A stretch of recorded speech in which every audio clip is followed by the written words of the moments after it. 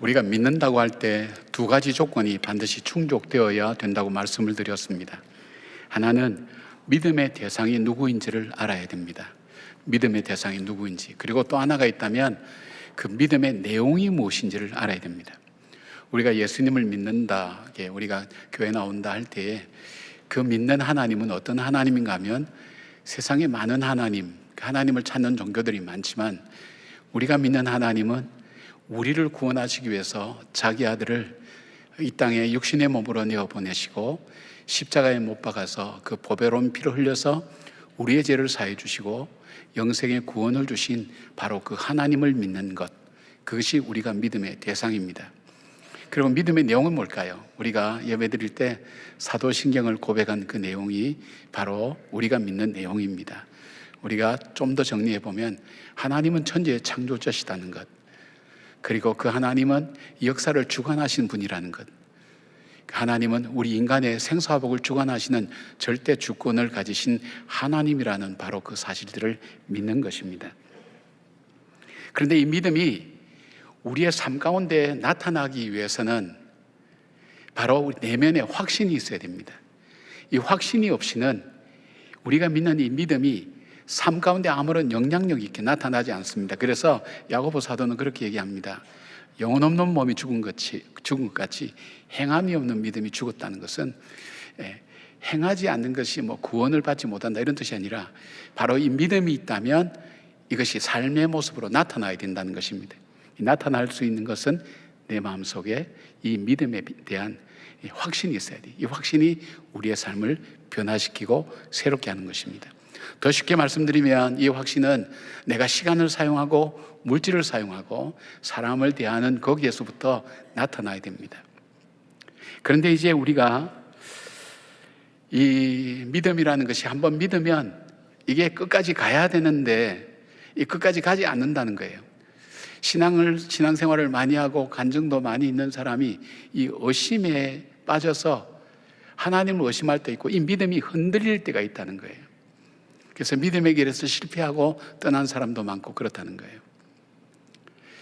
우리에게 이 믿음이 흔들리지 않고 또 확신을 가질 때까지는 어떤 과정을 거치는가 하면 바로 시련과 연단과 훈련을 통해서 우리의 믿음이 조금씩 견고하게 세워지는 것을 보게 됩니다.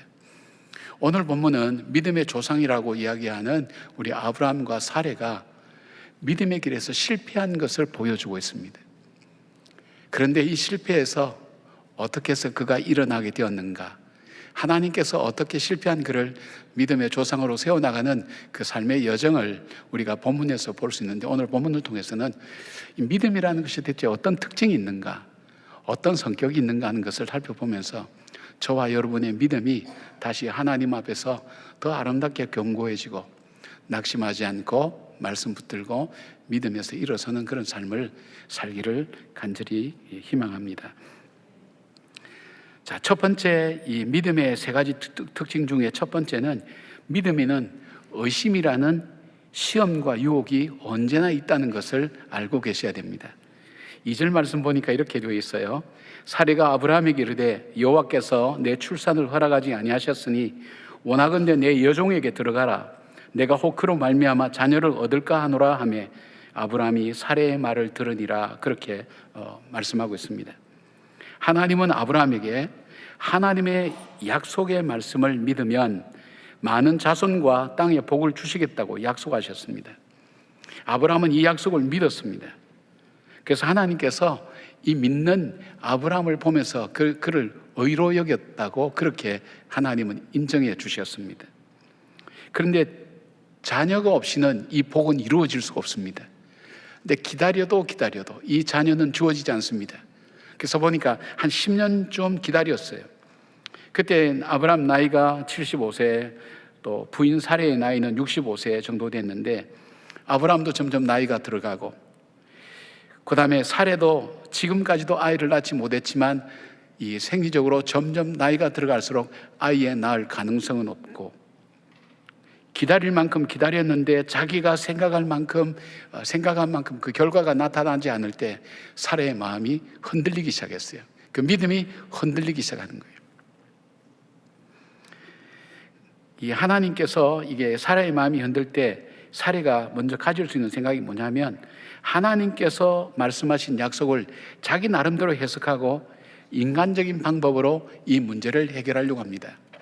즉, 내 몸에서 나는 씨를 통해서, 자손을 통해서 이 하나님께서 복을 주시겠다 그랬는데, 어떻게 이 방법을 강구했냐면 자기의 여종 하갈을 통해서 자녀를 얻는 방법이었습니다. 이 방법은 고대 근동 지방에서 자녀가 없을 때 흔히 사용하는 일상적인 방법이었기 때문에 이상하게 받아들일 것도 아니었습니다. 하나님이 약속하신 언약에 대해서 의심하기 시작한 사례는 여호와께서 자기 출산을 허락하지 아니하셨다고 속단하게 됩니다. 과거형으로 씁니다. 끝났다, 나는 끝났다. 하나님께서 더 이상 나에게는 아이를 허락하지 않는다고 그렇게 단정해 버렸습니다. 왜냐하면 아무리 기다려도 이루어지지 않고 여러 가지 세월은 가고 상황은 초조해지니까 더 이상 기다릴 수 없는 상황이 되어서 그렇게 속단하게 된 겁니다. 믿음을 여러 가지로 정의할 수 있지만은 결국 믿음이라는 것은 하나님의 약속과 성취 사이에서 하나님을 의지하며 하나님께서 가장 선한 방법으로 하나님의 때에 응답해 주실 것을 믿으며 기다리는 것이 믿음입니다. 이 믿음이라는 것은 단적으로 말하면 기다림이다, 이렇게 볼 수가 있습니다. 그런데 이것이 자기가 생각했던 기준을 벗어나고 자기가 예상했던 방법과 달라지기 시작할 때 인간은 의심이 들어가기 시작하고, 의심이 들어가게 되면 하나님 말씀을 왜곡하게 되고 하나님 말씀을 오해하게 되면서 자기 나름대로 자기의 방법을 찾기 시작하는 것, 그것이 불신의 모습인 것을 보게 됩니다. 그런데 더 심각한 것은 사례보다도 이 아브라함이 문제예요. 왜냐하면 아내의 공고를 받고 기도해 보지 않고 사례의 말대로 여종 하갈을 맞이해서 잠자리를 같이 합니다. 그리고 하갈이 임신이 되면서 이 상황은 하나님께서 이 길을 원하셨구나, 그렇게 착각할 정도로 그렇게 빨리 임신이 되었습니다. 아담 핑크 목사님에 의하면 아브라함은 지금까지 하나님의 말씀을 듣고 그 말씀을 순종해서 본토 친척 아비 집을 실제 떠난 사람입니다. 그 당시에는 본토 친척 아비를 떠나는 것은 죽음과 마찬가지인데, 하나님 말씀을 의지하고 그 말씀을 그대로 믿고 본토 친척 아비 집을 떠나서 무려 700km나 되는 먼 가나안 땅으로, 하란에서 가나안 땅으로 움직였던 실제적으로 그런 체험이 있는 사람입니다. 기근이라는 환경적인 시험도 받았지만 언약하신 대로 이루시는 여호와 하나님의 신실하심을 그는 체험한 사람입니다. 자기 조카 롯을 통한 선택의 시험, 그리고 재물의 시험을 모두 이기고 하나님이 약속하신 것을 믿음으로 하나님께 의로 여기심을 받은 사람이었습니다. 이처럼 견고한 믿음, 흔들리지 않는 믿음, 많은 체험과 그리고 이 신앙을 가진 바로 이 아브라함이 사례의 말에 그냥 아무런 기도나 한 번도 생각해 보지 않고 그대로 받아들이고 이 일을 행하는 것입니다. 근데 이제 문제는 이 믿음의 시험에서 무너졌을 때에 이 가정에 변화가 일어납니다. 이 본문을 읽으면서 여러분들이 발견한 단어들이 있을 거예요. 그게 뭐냐면 멸시, 모욕, 학대, 원망, 도망. 전혀 믿음의 조상의 가정에서 일어날 수 없는 바로 그런 단어들과 표현들이 이 가정에 일어나기 시작한 거예요. 믿음의 길에서 멀어지기 시작했을 때, 의심으로 자기의 방법대로 했을 때 그것이 결국 이런 어려움으로 나타나서 고통과 시련이 바로 이 가정에 찾아오게 된 것입니다. 사랑하는 여러분, 하나님께서 우리를 많이 기다리게 하실 때에는 크고 좋은 것을 주시기 위할 때가 많습니다. 기다림은 우리를 성숙하게 만듭니다. 시련은 우리를 단단하게 만듭니다. 그래서 우리가 하나님의 복을 받기에 합당한 사람으로 우리를 만들어가는 과정이 바로 이 기다림의 과정입니다. 근데 이 약속을 기다리지 못할 때에, 인간적인 선택을 할 때에 더 큰 불행과 고통의 시련이 오는 겁니다. 그리고 주신 복을 감당하지 못하여서 오히려 고통의 통로가 되는 것을 보게 됩니다. 여러분, 여기 나오는 이 하갈이라는 여인에 대해서는 성경에서 애굽 사람이라 그랬습니다. 아마 애굽하고 이 아브라함이 살았던 그 거리가 1400km 정도 되거든요. 700km를 왔는데 다시 또 한 700km를 내려가야 애굽인데, 그러니까 만날 이유가 없었어요. 근데 아브라함은 알고 있어요. 왜냐하면 자기가 기근을 만나서 애굽에 내려갔을 때 자기 아내를 누이라 속이고, 그러니까 아내가 이 애굽 왕의 바로의 첩이 되었어요. 그러니까 후궁으로 들어간 거예요. 그래 되니까 이 바로 왕이 아브라함이 자기의 처남이 되니까 선물을 주었어요. 짐승도 주고 그때 노비를 주었어요. 근데 하나님께서 기적적으로 역사하셔서 이 바로의 꿈에 나타나셔서 굉장히 두렵게 만들면서 이 사례를 아브라함에게 돌려주고 이 모든 것 다 가지고 나가라 그랬어요. 그때 얻은 사람이 바로 애굽 종이 바로 이거 하갈입니다. 그렇다면 하갈을 볼 때마다 무슨 생각을 해야 될까요? 내가 그때 하나님을 믿지 못해서 내가 이런 어려움을 겪었지. 내 힘으로는 돌이킬 수 없었는데, 그런데 하나님은 약속하신 대로 정말 놀랍게 역사하셔서 나에게 돌려주시고 회복시켜 주셨지. 나에게는 이 사람이 바로 하나님께서 언약하신 것을 이루는 바로 나에겐 증거다. 이런 믿음을 갖고 살아야 되는데, 오히려 그 믿음의 증거를 가지고 어떻게 했습니까? 자기의 육신의 생각을 채우는 도구로 사용했던 것을 보게 됩니다. 여러분, 우리도 인생을 살면서 그런 경우가 많죠. 지금까지 살아오면서 그냥 살아오지 않았지 않습니까? 하나님께서 여러분을 구해주시고 붙들어주시고 함께해 주셨던 수많은 사건들이 있습니다. 그것이 뭘까요? 증거입니다. 신실하신 하나님께서 언약을 지키신다는 증거. 그 증거가 있음에도 불구하고 자기 속에 의심이 들어올 때 증거를 복되게 사용하지 않고 자기 욕망을 채우고 자기 생각을 채우는 도구로 삼게 된다는 것을 보게 됩니다. 사랑하는 여러분, 하나님께서 왕으로 세우신다는 언약을 받고도 오랜 기다림으로 인생을 살아왔던 다윗은 시편 27편 14절에 자기에게 향했던, 자기가 경험했던 그런 삶의 경험들과 고백을 담아서 우리에게 이렇게 권고합니다. 너는 여호와를 기다릴지어다. 강하고 담대하며 여호와를 기다릴지어다. 힘들고 어렵고 그리고 절망 같은 그런 상황이 보인다 할지라도 하나님이 나를 버리신 것처럼, 하나님 나를 기억하지 못하시는 것처럼 생각이 드는 그 어려움 속에서도 끝까지 하나님을 기다리라고 그렇게 우리에게 권고하고 있습니다. 흔들리지 말고 그 약속 붙들고 반드시 이루실 하나님을 신뢰하라는 것입니다.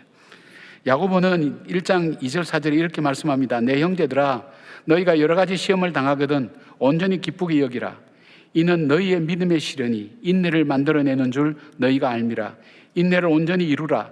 이는 너희로 온전하고 구비하여 조금도 부족함이 없게 하려 함이라. 하나님께서 우리에게 시련과 어려움을 주실 때에는 하나님께서 우리에게 인내를 배우게 만들고 인내를 통해서 우리로 하여금 온전하게 만들고 부족함 있게 만드시기 위한 하나님의 이 프로그램의 시작이구나 하는 것을 받아들일 때 어떻게 해요? 시험을 만날 때 기쁘게 여기라는 거예요. 사랑하는 여러분, 기도하다 응답되지 않아서 여러분 지쳐 있습니까? 기도하다가 응답되지 않아서 여러분 포기하고 있습니까?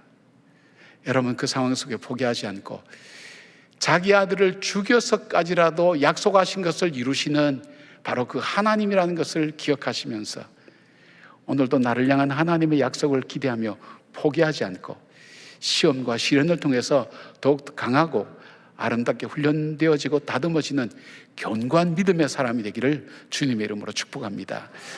믿음이 가진 두 번째 특징이 있습니다. 그것은 믿음은 인생의 본질을 찾게 만듭니다. 8절 보니까 이렇게 되어 있습니다. 이르되 사레의 여종 하갈아, 내가 어디서 왔으며 어디로 가는가? 그가 이르되 나는 내 여주인 사레를 피하여 도망하나이다. 그렇게 대답합니다. 하나님이 질문하셨을 때 하갈은 자신이 임신하였을 때 자기 여주인 사레를 멸시하였습니다. 하늘 같은 주인마님이었지만 주인의 아들을 임신했다는 것을 생각할 때 그는 교만해졌습니다. 주인 그 마님을 멸시하였다 되어 있는데 이 히브리어 원어의 칼날이라는 단어는 단순히 무시했다는 그런 뜻이 아니라 하나님이 정하신 질서를 가볍게 생각했던 그런 태도를 말합니다. 자신이 사례보다 우월한 위치에 섰다고 착각한 것입니다. 그런데 그에게 돌아온 것은 학대였습니다.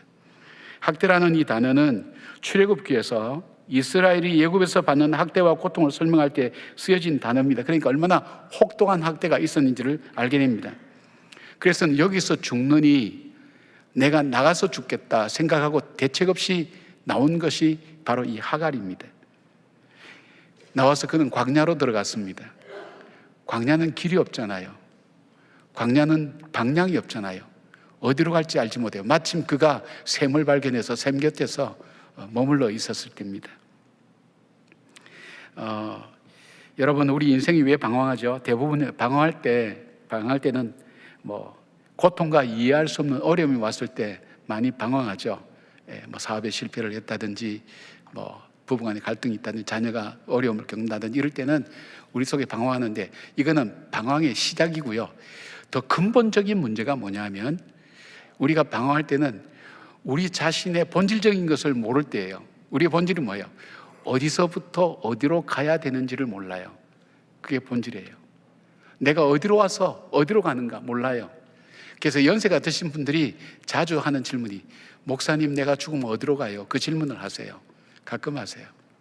어디로 가야 되는지 처음에는 젊을 때는 몰랐는데 나이 들면서 그게 굉장히 중요한 게, 이 존재의 굉장히 근본적인 문제예요. 인생의 방향을 찾지 못하는 것, 그게 방황이에요. 그 다음에 뭐예요? 자기가 누군지 몰라요. 정체성을 잃어버린 거예요. 나는 누구지? 나는 어떤 사람이지? 나는 뭐 하는 사람이지?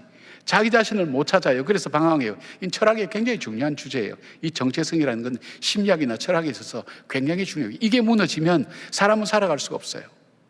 또 하나 있다면, 나는 무엇하며 살아가지? 이게 사명이에요. 사명. 사람은 자기가 사명이기 때문에 사는 거예요. 그런데 이 방황하는 것은, 이 사명을 찾지 못할 때 인생은 방황할 수밖에 없는 거예요. 지금 광야를 배경으로 우리에게 보여주고 있는 이 하갈의 장면은 방황하는 우리 인생의 모습을 보여주는 거예요. 광야 같은 세상 속에, 이정표도 없는 그 광야 같은 길에서, 메마른 생명이 없는 바로 그곳에서 나는 어디서 와서 어디로 가는가? 나는 누군가? 그리고 나는 뭘 하면서 살아야 되는가? 그것을 찾지 못할 때에 인생은 본질을 잃어버리고 그리고 방황하게 되는 것입니다. 그때에 하나님의 사자를 만나게 됩니다. 하나님은 하갈이 누구인지를 분명하게 말씀합니다. 사레의 여종 하갈아, 분명하게 이 하갈에 대해서 분명하게 얘기해요. 너는 사레의 여종이다. 그리고 그녀는 사레의 여종이라고 말씀하죠. 그리고 너가 돌아갈 곳은 아브라함이 있는 집이며 너가 머물 곳도 그가 떠나온 아브라함의 집이라고 주님은 말씀하고 있습니다. 그리고 너가 할 일은 여주인 사레의 말에 복종하라고 말씀하시는 겁니다. 사실 하갈은 그 사레의 학대를 견디지 못해서 그 집에서 나왔고, 자기를 임신시킨 아브라함도 아무런 보호를 해주지 못해서 차라리 죽겠다고 해서 도망쳐 나왔는데, 그런데 하나님께서 내 여주인에게로 돌아가라고 말씀합니다. 여기서 돌아가라고 번역된 히브리어 슈브라고 하는 것은 원래 있어야 될 자리로 되돌아가라, 그렇게 쓰였어요. 복종하라는 의미가, 이 아나라는 이 단어는 학대라고 번역했지만 이것이 명령형으로 사용될 때는 질서 안으로 들어가라는 뜻을 가지게 됩니다. 다시 말해서 하나님께서는 하갈에게 도망치던 삶에서 본질을 되찾고 하나님께서 세우신 질서로 돌아오라고 말씀하고 계신 것입니다. 사랑하는 여러분, 내가 오늘 힘들고 어려워도 내가 살아가는 삶의 의미를 아는 사람은 포기하거나 낙심하지 않습니다. 내가 아무리 힘들고 절망스러워도 내가 인생에 가는 방향을 아는 사람은 주저하거나 무너지지 않습니다. 그리고 내가 어디에 무슨 일을 하며 살아야 될지를 아는 사람은 비록 힘들고 어려운 일이 있어도 기쁘게 감당할 수가 있습니다. 본질을 찾기 때문에 그런 겁니다. 그래서 빈민촌 같은 데서 봉사하는 분들, 우리가 크게 생각하면 잘 아는 마더 테레사 같은 분이 인도의 빈민가에 있으면서도 그 삶의 의미를 가지고 기쁨을 가지고 살아가는 이유는 자기가 해야 될 일이 뭔지를 찾았기 때문입니다. 바로 이 하갈은 하나님을 만나면서 삶의 본질을 찾았습니다. 자기가 누구인지, 어디로 가야 될지, 어떻게 살아야 될지를 깨닫게 된 것을 보게 됩니다. 사랑하는 여러분, 우리는 고통스러워도 머물러야 할 곳이 있고요, 편안해도 떠나야 될 곳이 있어요. 하나님의 말씀은 우리가 어디에서부터 와서 어디로 가는지를 말씀해 주시고, 우리가 누구인지를 보여주시고, 우리가 머물 곳이 어디이며 무엇을 해야 될지를 깨닫게 해주시는 겁니다. 모세는 광야에서 짐승과 함께 사는 40년간을 방황하면서 자신이 누구인지를 잊어버렸지만 하나님을 만날 때에 자기가 누구인지를 깨달았습니다. 그리고 자기가 돌아가야 될 곳이 어딘지를 알았습니다. 더 나아가 자기가 무엇을 해야 될지를 발견하게 되었습니다. 오늘날도 도망치는 삶을 사는 사람이 많습니다. 너무 힘들고 고통스러워서 남편으로부터 도망치는 아내, 그리고 아내로부터 도망치는 남편, 부모로부터, 그리고 가출해서 도망치는 청소년들, 어린아이들, 그리고 자녀로부터 도망치는 부모들, 힘들면 심지어는 하나님으로부터 도망치는 사람이 있어요. 그것이 해결책인 줄 알고 살지만 광야로 들어가는 더 방황의 길이라는 것을 우리는 알아야 되는 것입니다. 그런데 여기서 하나님을 만난 하갈이 자기 삶의 본질을 찾았어요. 그 본질이 뭐냐면 말씀드린 것처럼 자기가 누군지, 내가 어디에 머물러야 될지, 무엇하며 살아야 될지를 하나님 말씀을 통해서 그가 깨닫게 된 거예요.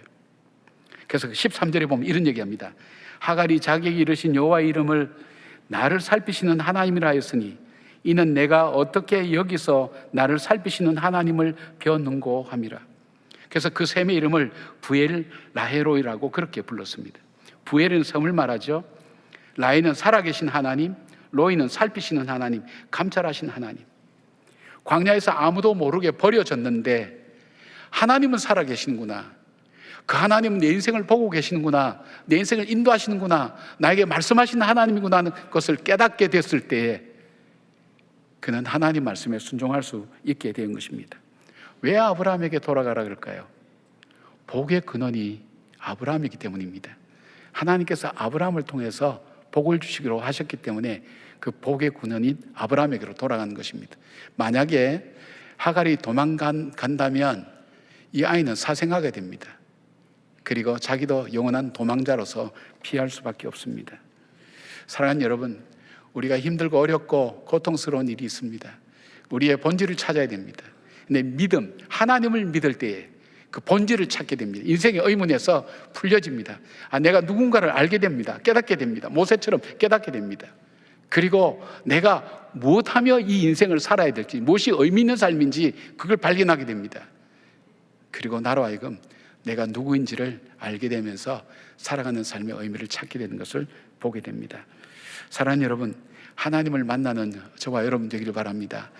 말씀을 보고 믿음 안에 설 때에 하나님은 본질을 우리에게 깨닫게 하시고 보여주신다는 걸 기억하면서 믿음을 통해 본질, 제가 말씀드린 정체성, 방향, 사명, 그것을 찾아서 오늘을 살아도 의미 있게 살아가는, 하루하루 살아가는 복된 여러분 되기를 바랍니다. 세 번째로 이 믿음은요, 순종할 때 하나님의 능력과 축복의 역사를 경험할 수가 있습니다. 10절 11절 보니까 이렇게 되어 있습니다. 여호와의 사자가 그에게 이르되 내가 내 씨를 크게 번성하여 그 수가 많아 셀 수 없게 하리라.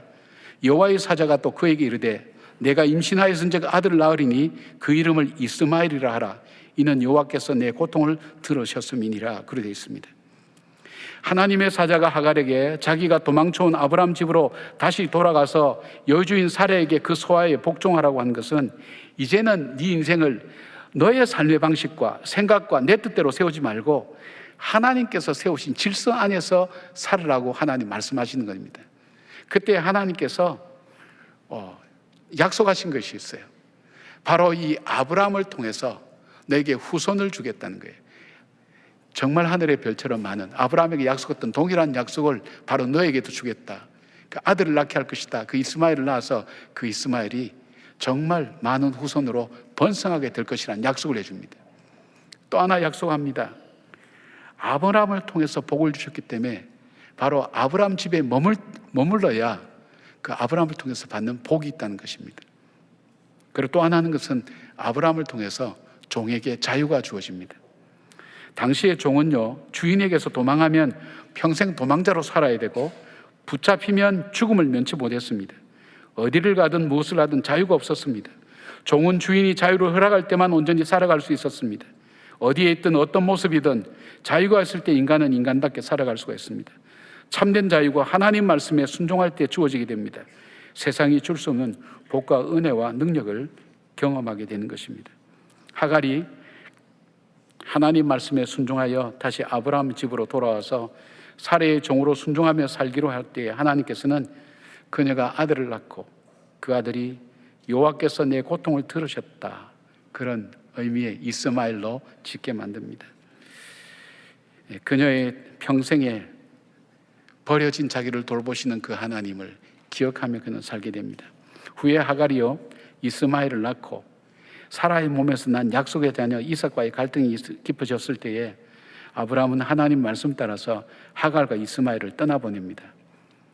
여러분, 이 떠나보내는 것이 단순히 떠나보내는 것이 아니라 자유를 주어서 떠나보내고 살아갈 수 있는 필요한 재물을 주어서 떠나보내게 만듭니다.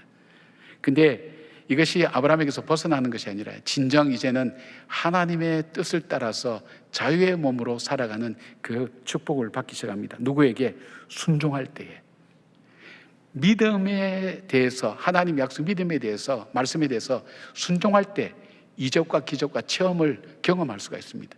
그러니까 성경을 보면 믿는 거로 하나님께서 주신 축복과 역사가 얼마나 많은지 모릅니다. 아니, 모든 것이 순종에서 비롯된 것을 볼 수 있습니다. 출애굽기에 보면 모세는 뒤에는 바로의 군대가 쳐들어오고 앞에는 홍해가 가로막혔습니다. 그런데 그 백성들은 두려움에서 원망과 불평으로 모세를 죽이려고 합니다. 그 상황 속에서 모세가 할 수 있는 것은 뭘까요? 하나님이 그렇게 말씀합니다. 내 손을 내밀어서 바다를 향하여 가리키라고 얘기합니다. 이게 말이나 되는 얘기입니까, 여러분? 손을 이렇게 들어서 갈 때 바다가 갈라진다 할 때 여러분 믿어집니까? 그리고 여리고성을 돌 때 매일 한 바퀴씩 돌고 마지막 날에는 6바퀴를 7바퀴를 돌으라 그러지 않습니까? 그렇다고 성이 무너집니까? 이해가 되지 않죠. 그러나 하나님의 중요한 역사는 상식적이고 합리적인 것도 있지만 그것을 넘어서서 하나님이 만들어 가시는 놀라운 역사와 체험들을 할 수 있도록 하나님 만드시는 겁니다. 누구에게요? 순종하는 자에게. 이 모세를 이어서 가나안 땅을 정복했던 여호수아서 보면요, 가장 뚜렷한 주제가 순종입니다. 히브리 원어에 샤마라고 그렇게 순종이라고 쓰여지는데 80회가 넘습니다. 듣다, 순종하다, 지키다, 준수하다, 행하다라는 의미로 번역되었는데 처음에도 마지막에도 순종하겠다는 말씀이 사용되고 있습니다. 이 말의 의미는 뭐냐면 가나안 정복은 여호수아가 하나님께서 모세에게 말씀하신 대로 다 순종하였더니 이루어졌더라. 그거 굉장히 많이 그런 표현을 발견할 겁니다. 순종함에 주는 하나님의 축복, 주의 이적과 기적을 체험할 수 있습니다. 이게 믿음이 갖고 있는 특성입니다. 믿음의 특성이 3가지 있다 그랬죠. 시험과 시련을 동반한다. 그리고 믿음은 우리의 본질을 깨닫게 만든다. 그리고 이 믿음은 하나님의 이적과 기적을 체험하게 된다. 그 믿음 붙들고 흔들리지 않은 여러분 되기를 바랍니다. 여러분께서 기회를 주셔서 안식일 동안에 속초에 갔습니다. 저희들이 그 가는 이유는 이제 운동을 좀 해야 되기 때문에 걷는 것 하루에 10,000보 정도 걷는다고 운동하기 위해서 이렇게 걷는다고 이제 갔습니다. 갔는데 간단하게 시장을 보기 위해서 큰 마트가 가까이 있어서 갔어요. 시장을 보고 있는데 이 넓은 마트가 가득 채워질 정도로 소리가 들리는 거예요. 그 소리 나는 것을 봤어요. 봤더니 한 5살쯤 되는 남자예요. 얼굴도 머리 모양도 짱구처럼 생겼는데 머리 좋게 생겼어요. 근데 이 아이가 뭐라고 얘기하는가 하면 자기 엄마를 따라다니면서 제가 이 1부 때 이거 리얼하게 흉내냈다가 지금 목이 다 쉬었어요. 뭐냐면 엄마 오늘만 이런 거예요. 그러니까 뭐 사달라는 건데 엄마를 따라다니면서 한 2분 내지 3분 따라다니면서 계속 그런 거예요. 아마 그 전엔 칭얼댔겠죠. 그런데 5살짜리가 뭐 알겠어요. 그런데 이 아이가 엄마 이게 굉장히 위력이 있더라고요. 엄마 오늘만. 그런데 이 오늘만도 참 이 아이가 굉장히 열린 아이다 생각했어요. 우리는 보통 2번만 한 번만 그렇게 하거든요. 오늘만 하면 내일은 다른 거 또 하겠다는 거예요. 굉장히 미래지향적인 사고를 가지고 엄마를 하는데 엄마는 그 소리가 너무 시끄러우니까 부끄러워가지고 도망 다니는 거예요. 그래서 계산하러 갔더니 이 녀석이 그 앞에 있는 거예요. 있는데 원하는 걸 얻었어요. 얻어서 좋아서 이리 뒤집어보고 이래 보면서 지도 목이 아팠던지 얼마나 재밌는지 몰라요. 근데 순간 생각했어요. 이 아이는 이 엄마가 나에게 분명히 사줄 수 있는 능력도 있고 의지도 있는 엄마라는 것을 그는 믿었어요. 절대 흔들리지 않았어요. 포기하지 않아요. 보통 아이들이 뒤로 뒤집어지잖아요. 근데 이 아이는 따라다니면서 엄마 오늘만 하니까 엄마가 겁이 나서 도망다니는 거예요. 정말 이 아이는 이 엄마가 사줄 걸 믿는 게 또 하나 있다면 마음속에 이 생각했어요. 나는 저렇게 간절히 기도해 본 적이 언젠가. 간절하게 하나님 앞에 내 마음 깊은 곳으로 아버지 하면서 그렇게 기도해 본 적이 얼만가, 언젠가. 그거 별로 기억이 없는 거예요. 제가 정말 힘들었을 때 그때는 아버지, 속에서부터 끓어오르는 그 간절함, 이 아이의 부르짖음이 그거예요. 와서도 귀에 쟁쟁해요. 지금도 쟁쟁해요, 그 소리가. 제가 동영상을 찍었으면 훨씬 여러분이 감동을 많이 받을 건데 제가 다 표현을 못해서 그래요. 흔들리지 않는 마음. 엄마가 분명히 사줄 거다. 엄마 안 사주면 그만둬. 아저씨 좀 사주세요. 안 그래요? 그 엄마가 사줄 수 있다는 걸 믿고 붙드는 거예요. 여러분, 하나님은 반드시 응답하십니다. 하나님 약속하신 것. 그래서 보면 이 갈라디아서 보면 그것이 있어요. 우리가 아브라함의 자손인데 예수의 영이 너희 안에 있으면 그 아브라함의 자손의 복을 받는다 그랬어요. 생각해 보세요. 우리는 아브라함과 함께 피 한 방울 섞이지 않았어요. 예수 그리스도의 보혈의 피로 우리가 아브라함의 자손이 되다, 약속의 자녀가 됐다는 거예요. 피로서 약속하신 그 약속을 하나님께서 반드시 지킨다고 여러분 믿으시고 낙심하지 말고 포기하지 말고 하나님 말씀을 굳게 믿으면서 기다리며 주의 뜻을 바라보는 그런 여러분들 되기를 바랍니다. 지금까지 기도로 살아오신 여러분, 기도로 이 어려운 시대를 이겨나가고 또 삶을 이겨나갈 수 있는 복된 주님의 백성들 되기를 주의 이름으로 축원합니다. 아멘. 기도하겠습니다. 날은 어둡고 때는 저물고 광야라고 말씀하시면서 오병이어의 기적을 가르쳐 주셨던 주님, 맞습니다. 이 광야에서 우리가 할 일은 기도하는 것밖에 없습니다. 사랑하는 하나님, 우리 성도님들 삶 가운데 하나님 함께 하셔서 본질을 잃어버리지 않고 살아갈 수 있도록 우리의 믿음을 굳건하게 세워 주시옵고, 시련과 어려움이 올 때 이상하게 생각하지 말고 당연히 오는 것으로 여기고 오히려 이것을 통해서 우리를 단련시키고 연단시켜서 새롭게 세워주실 그 주님을 바라보며 감사하며 믿음으로 인내하는 귀한 믿음의 사람들로 살아가게 하여 주시옵소서. 그리하여 이적과 기적을 체험하며 주와 함께 동행하는 믿음의 사람 될 수 있도록 축복하여 주시옵소서. 예수님의 이름으로 기도드리옵나이다. 아멘.